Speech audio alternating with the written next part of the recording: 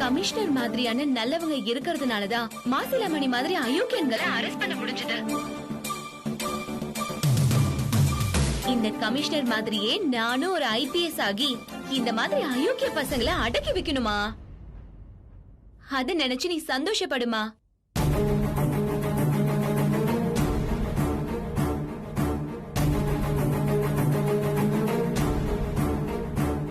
நீ இவ்வளவு தைரியமா பேசுறத கேக்குறப்போ ரொம்ப பெருமையா இருக்கு மயில. ஆனா அவனுக்கு வேண்டப்பட்டவங்களால உனக்கு ஏதாவது ஆபத்து வந்துருமோன்னு பயமா இருக்கு. எனக்கு புரியுதுக்கா.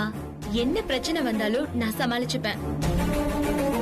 எனக்கு துணையா ஜீவா சாரும் இருக்காரு.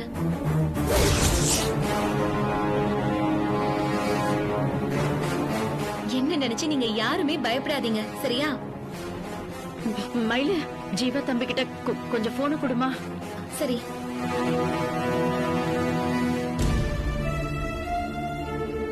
சார், என்ன? அம்மா உங்ககிட்ட பேசணுமா? ஹலோ, சொல்லுங்க ஆண்டி, நான் ஜீவா பேசுறேன்.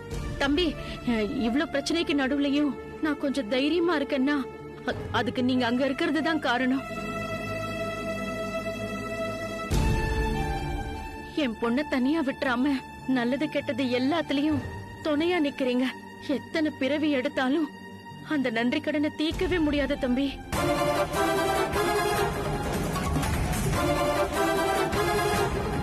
எத்தனை தடவை இதே சொல்லுவீங்க ஆண்டி? இங்க பாருங்க, மயில நினைச்சு நீங்க யாருமே கவலைப்பட தேவையில்லை. கமிஷனர் வரைக்கும் பேசி அந்த ஆள் மேல ஆக்ஷன் எடுத்தாச்சு. அதோட அவன் ஆளுங்களால பிரச்சனை வரலாங்கிறதையும் அவர்கிட்ட சொல்லியிருக்கோம்.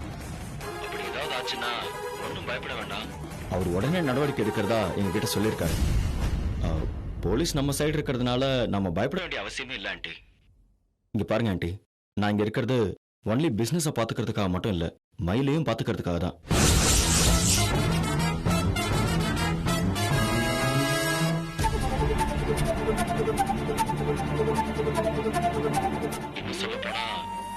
பிசினஸை விட எனக்கு மயிலோட பாதுகாப்பு தான் ரொம்ப முக்கியம்.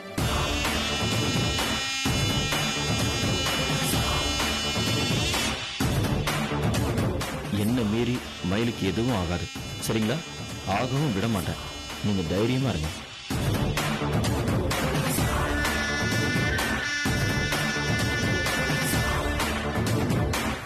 உங்க தொழிலை விட என் பொண்ணுதான் முக்கியம்னு சொல்றீங்க. பண உதவி செய்யறதோட பாதுகாப்பும் தரேன்னு சொல்றீங்க தம்பி. இந்த மனசுலாம் வேற யாருக்குமே வராது தம்பி. உங்களுக்கு நாங்க கோயில் கட்டி தான் கும்பிடணும். ஐயோ, ஜீவா, மயிலுக்கு அந்த ஹாஸ்டல் இல்லன்னு ஆயிடுச்சு. இப்ப நீ அவளை எங்க தங்க வைக்க போற? தெரியல, நீ புது ஹாஸ்டல் தான் தேடணும். இன்னைக்கு அதுக்காக தான் நாங்க அலைய போறோம். சரிங்க தம்பி, மயில பாதுகாக்கிறது உங்களோட பொறுப்புன்னு சொல்லிட்டீங்க. இதுக்கு மேல நான் பேச ஒண்ணும் இல்ல.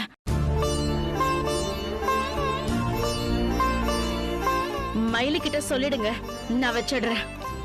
ஓகே ஆண்டி, பாய்.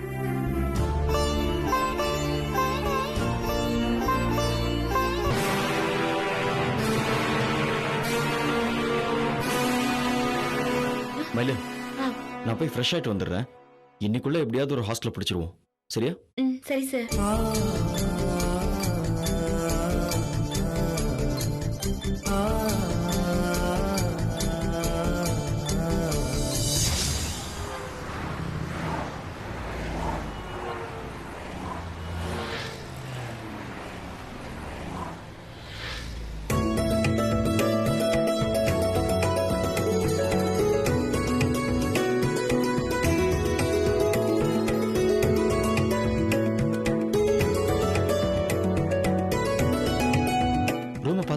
உனக்கு ஓகே தானே?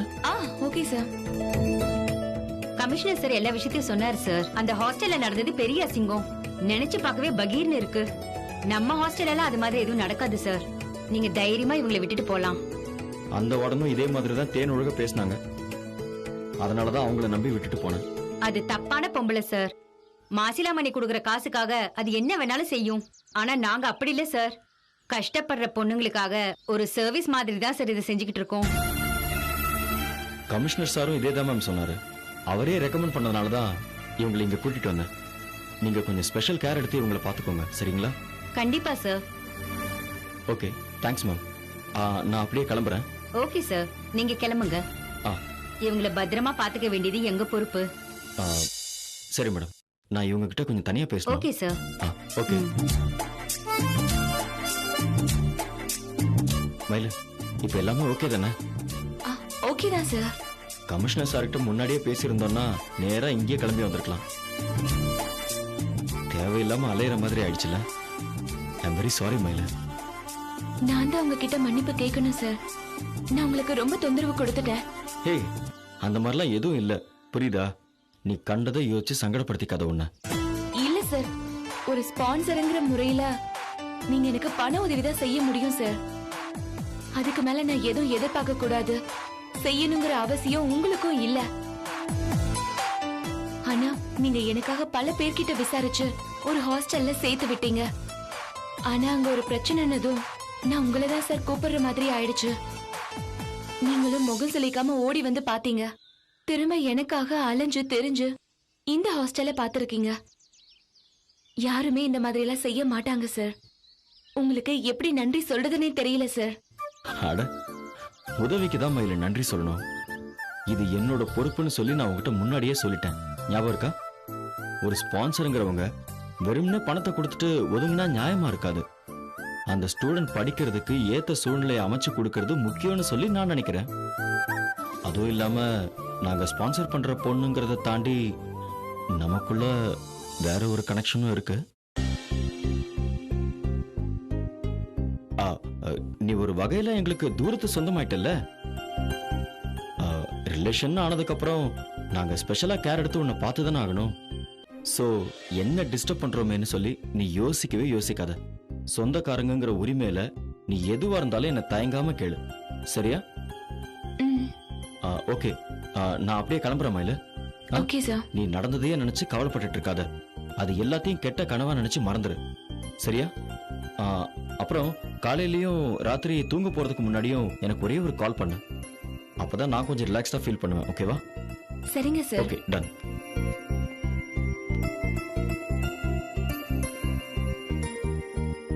அப்புறம் உன்னை காதலிக்க வைக்கிறதுக்காக தான் நான் இதெல்லாம் பண்றேன்னு சொல்லி தப்பா எடுத்துக்காத.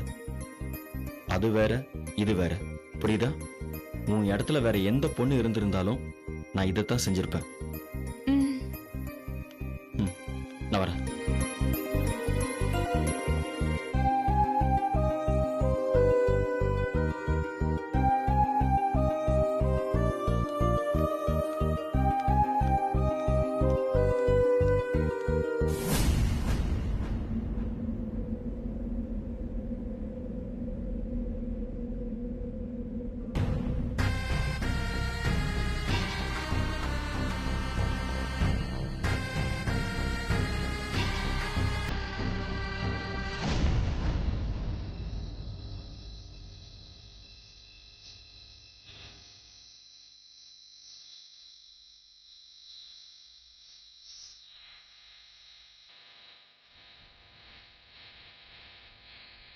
இன்னும் எங்க யார் இவ்வளவு சவுண்டா பாட்டு கேட்கறது?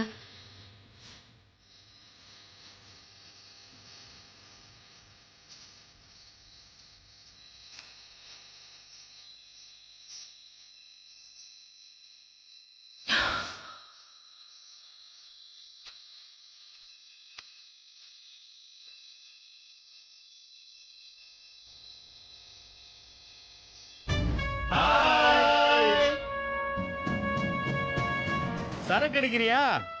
வந்து ஊத்தி தட்டுமா? ஆளை பார்த்தா ஃபுல் ரவுண்டே தாங்கும் போல இருக்கே. பாப்பா சரக்கு வேணுமா? அடிக்கிறியா?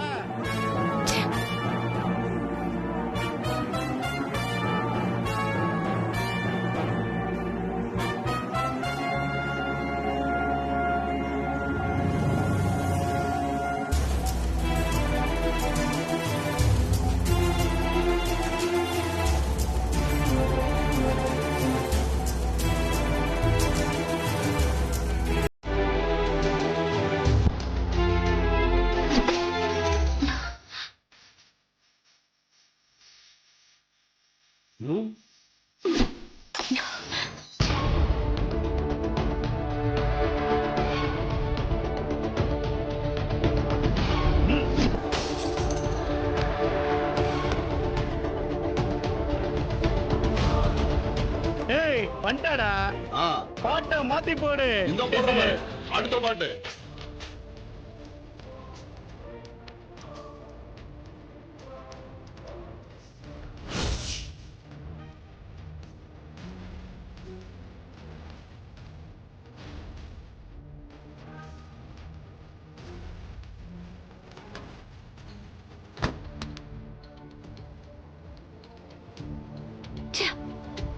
விளங்காதவனுங்க,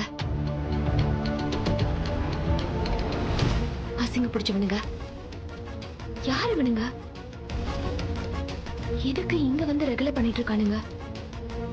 இவனுங்க இப்படியே பண்ணிட்டு இருந்தானுங்கன்னா நம்மளால நிம்மதியா படிக்கவே முடியாது. இவனுங்கள மேடத்துக்கிட்ட கம்ப்ளைண்ட் பண்ணாதான் சரியா வரும். டேய் எங்கடா அவளை காணோம்? டேய் சவுண்ட கூட்டுறா, தானா வெளியில வருவா. கூட்டுறா.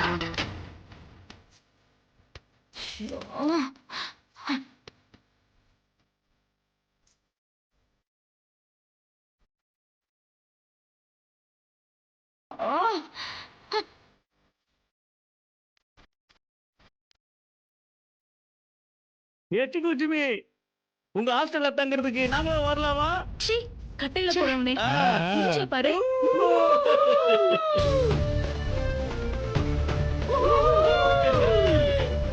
இவனுங்க அடங்க மாட்டானுங்க. மேடம், 3 ரவுடி பசங்க கீழே நின்னுகிட்டு டேட்டா பண்றாங்க. அந்த பக்கம் வர்றதுக்கே பயமா இருக்கு. மேடம், நானும் அதை பத்தி தான் பேச வந்தேன் மேடம். அவனுங்க சத்தமா பாட்டு வைக்கிறானுங்க, குடிச்சிட்டு பாட்டில் தூக்கி போடுறானுங்க மேடம்.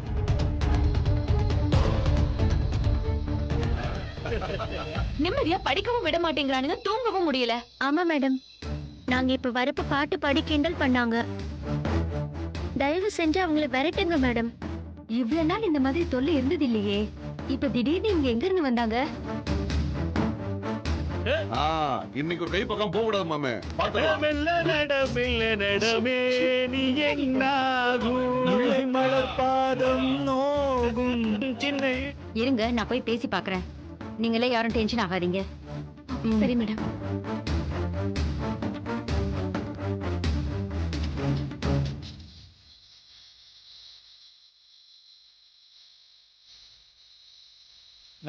ஏன்பா ஒரு நிமிஷம் பாட்டை நிறுத்துறீங்களா? பாட்டெல்லாம் அது பாட்டுன்னு பாட்டோம், நீ விஷயத்த சொல்லுமா. நான் கேக்குறேனேன்னு தப்பா எடுத்துக்காதீங்க. நீங்க குடிச்சிட்டு கூத்தடிக்கிறதுக்கு இந்த இடம் தான் கிடைச்சதா? இது லேடிஸ் ஹாஸ்டல்ல, பொண்ணுங்க எல்லாம் பயப்படுறாங்க. இதையெல்லாம் நீங்க வேற எங்கேயாவது வச்சுக்கலாம்ல. நாங்க என்ன ஹாஸ்டலுக்குள்ள வந்தா கூத்தடிக்கிறோம்? இது பப்ளிக் பிளேஸ். இங்க குடிப்போம் கூத்தடிப்போம், அதெல்லாம் கேட்கறதுக்கு ரைட்ஸே கிடையாது. உண்மைதான், நான் ஒன்னும் அதிகாரமா கேட்கலையே. வேற இடத்துக்கு போலாமேன்னு ரெக்வெஸ்டா தானே கேக்குறேன். அதுவும் அந்த பொண்ணுங்களுக்காக தான். ஏய், மேடம் ரெக்வெஸ்ட் பண்ணி கேக்குறாங்கடா. என்ன மச்சான் பண்ணலாம்?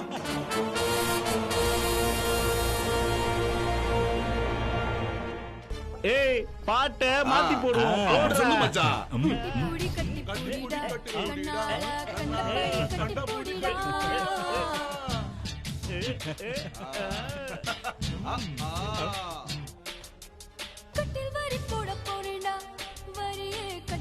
டேய் பாட்டை நிறுத்து. சரி மாமா. மேடம், உங்களை பார்க்க பாவமா இருக்கு, வேணா ஒரு டீல் பேசிக்கலாமா? உங்க ஹாஸ்டல்ல மயிலுன்னு ஒருத்தி புதுசா வந்து சேர்ந்திருக்கால,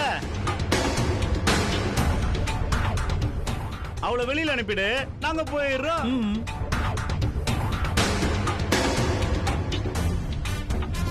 அந்த பொண்ணு கமிஷனர் ரெக்கமெண்ட்ல வந்த பொண்ணு, அவளையே வெளியே அனுப்ப சொல்றீங்க? Good question. எங்க ஐயாவை உள்ள அனுப்பிச்சிட்டால. மாசிலாமணி ஐயா எவ்வளவு பெரிய ஆள் தெரியுமா? அவர் பேரை சொன்னாலே அவ்வளவு மதிப்பு, அவ்வளவு மரியாதை. அவன் என்னடானா அவ்வளவு பெரிய காலத்துக்கு உள்ள வச்சுட்டா. அதுக்கு பழி வாங்க தான் நாங்க இங்க வந்திருக்கோம். அவளை முதல் வேலையா வெளியில அனுப்பிடு. எங்க ஐயா ஹாஸ்டல் அவ மூட வச்சுட்டா. சேலத்துல அவ தங்குறதுக்கு இடமே கிடைக்க கூடாது. தேடி தேடி இடமே கிடைக்காம அலையணும். அவளை அனுப்பலனா இங்க யாரும் தங்க முடியாத அளவுக்கு பண்ணுவோம். அவளை நீ துரத்தி விட்டுரு, மத்தத நாங்க பாத்துக்கிறோம். நீ துரத்தி விடுற வரைக்கும் நாங்க இந்த இடத்த விட்டு போகவே மாட்டோம்.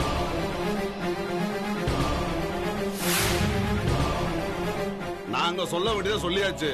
நீ ஆக வேண்டிய வேலையை போய் பாரு. போ, கிளம்பு கிளம்பு. ஓ, கிளம்பு கிளம்பு.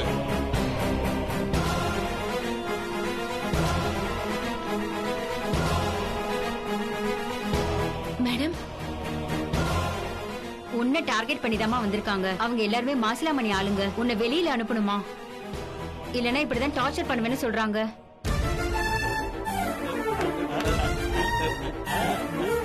அப்படின்னா இவங்களை அனுப்பி வச்சிருங்க மேடம். நீ என்னம்மா இப்படி சொல்ற? சீரியஸா தான் சொல்றேன் மேடம். இவ்வளவு நாள் எந்த பிரச்சனையும் இல்லாம நிம்மதியா தான் இருந்தோம்.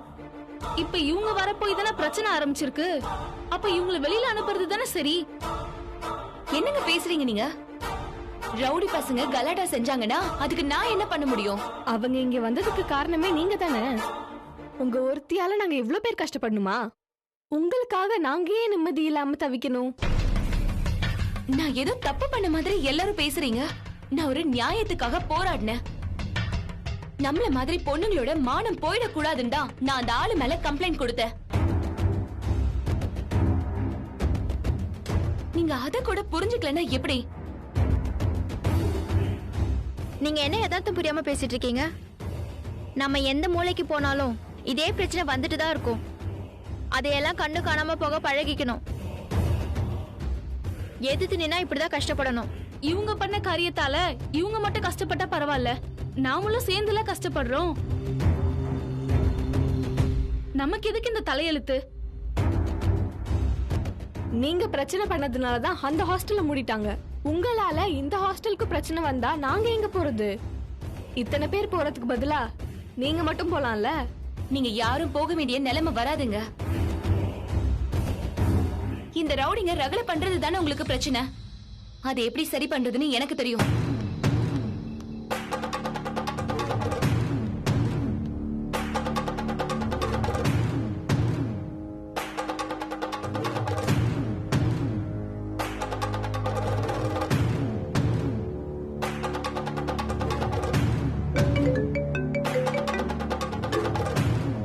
ஹலோ ஹலோ சொல்லு மயில. சார், உங்களை தொந்தரவு பண்றதுக்கு மன்னிக்கணும் சார். அட பரவாயில்ல மயில, சொல்லு. மாசிலாமணி ஆளுங்களால எங்கேயோ பிரச்சனை ஆரம்பிச்சிருச்சு சார்.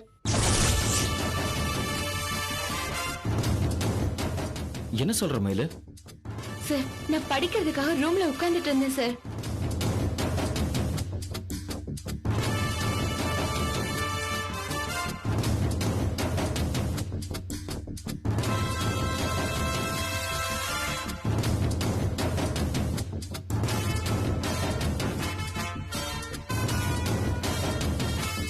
மயில, நீ ஒன்னும் கவலைப்படாத. அந்த ரவுடிங்களுக்கு இன்னைக்கே ஒரு முடிவு கட்டுவோம். நாங்க போலீஸோட வரேன், நீ தைரியமா இரு, சரியா? சரிங்க சார்.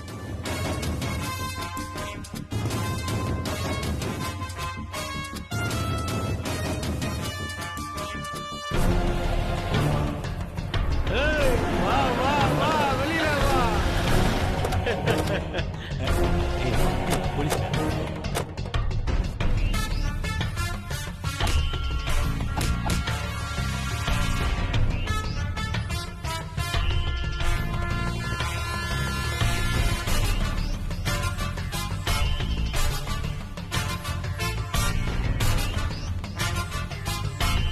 நீங்க ஒண்ணும் கவலைப்படாதீங்க.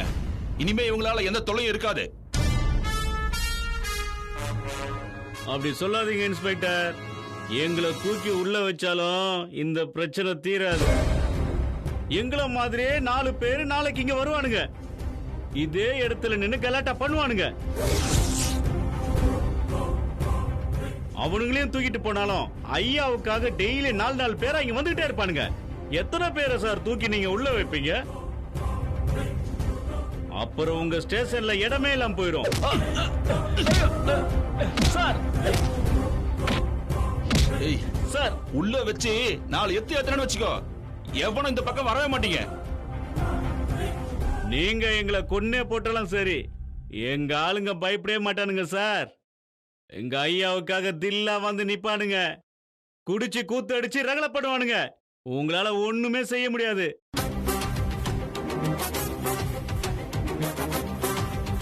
இவ வெளியில வர வரைக்கும் நாங்க குடைச்சல் கொடுத்துக்கிட்டே தான் இருப்போம். இவ வெளியில வந்து வேற ஹாஸ்டலுக்கு போனாலும் சும்மாவே விட மாட்டோம். அங்கேயும் போய் இதே மாதிரி 7:30 கூட்டுவோம்.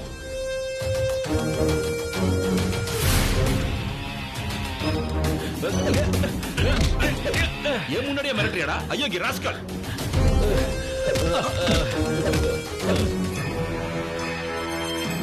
எங்களை அடிங்க கொள்ளுங்க சார், ஆனா நான் சொன்னதுதான் சார் நடக்கும். இவ இடம் இல்லாம தெருவுல நிக்கிற வரைக்கும் நாங்க அடங்க மாட்டோம் சார். இவள நடுத்தருவுல நிக்க வச்சு அசிங்கப்படுத்தினாதான் எங்க ஐயாவோட மனசு ஆறும். அதை எங்க ஆளுங்க நிச்சயமா செஞ்சு முடிப்பாங்க சார்.